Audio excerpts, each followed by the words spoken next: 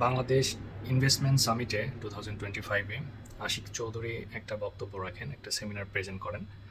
সেই প্রেজেন্টেশনে আশিক চৌধুরী বলেন বাংলাদেশের বাংলাদেশে ইনভেস্টের বিনিয়োগের বিষয়ে এই অ্যাম্বাসিগুলো, বাংলাদেশের যে অ্যাম্বাসিগুলো বিভিন্ন দেশে রয়েছে, এই অ্যাম্বাসিডাররা গুরুত্বপূর্ণ ভূমিকা পালন করতে পারে। এই বিষয়ে একটা কথা বলবো। আমার বাস্তব লাইফ থেকে আমি বলছি, এই বাংলাদেশের অ্যাম্বাসিডররা অ্যাম্বাসির কর্মকর্তাদের মতো অ্যাস হোল কেউ নাই।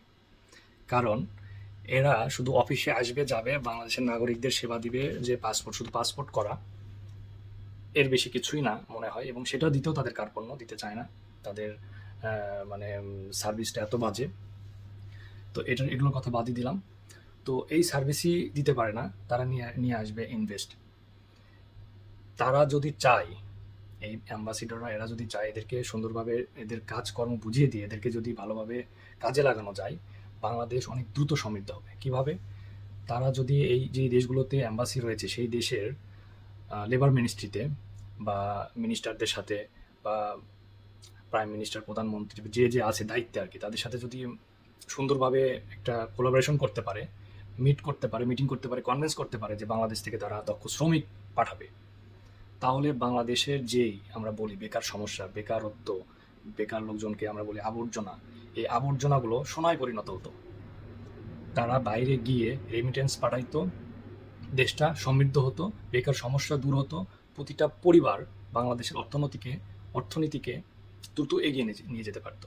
কিন্তু তারা করছে কি? তারা অফিসে যাবে, আসবে, সরকারের সুযোগ সুবিধা নিবে, ঘুমাবে, আয়েশ করবে, দ্যাটস ইট। তাদের জীবন এখানেই শেষ, তাদের চাকরির ডিউটি মানে এর মধ্যেই শেষ।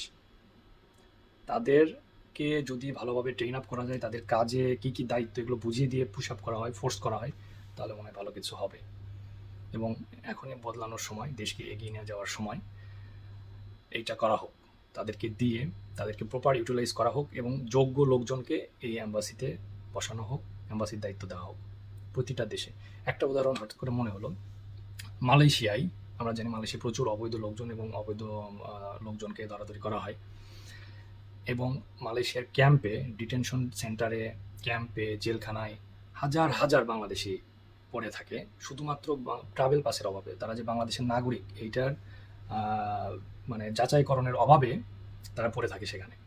তো অ্যাম্বাসি কোনো দিন এই ক্যাম্পগুলোতে, ডিটেনশন সেন্টারে যায় না। অন্য অন্য দেশের কেউ একটা ব্যক্তি যদি ধরা পড়ে, সাথে সাথে গিয়ে সরকারি খরচে টিকিট দিয়ে তাদেরকে পাঠিয়ে দেয়। এখানে টিকিট দেওয়া তো দূরে থাকলো, তাদের খোঁজ খবর বাংলাদেশি নাগরিকদের এতটাই অমূল্য, মানে অবহেলা করা হয়, তাদের খোঁজ খবর নেওয়ারও কোনো প্রয়োজন মনে করে না।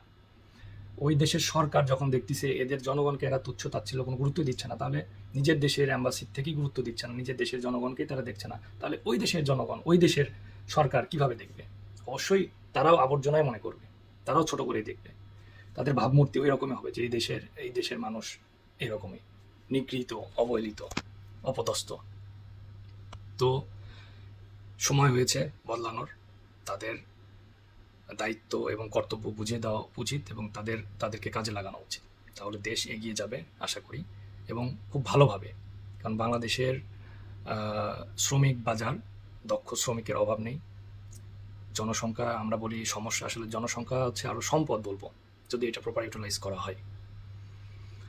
এই হিউজ বেকার সমাজকে যদি এরকম দক্ষভাবে পরিচালিত করা যায়, বাইরের দেশে সেটেল করা যায়, তারা যদি রেমিটেন্স পাঠায়, আমাদের দেশের মনে হয় না আর কোনো কিছুতে ঠেকিয়ে রাখতে পারবে।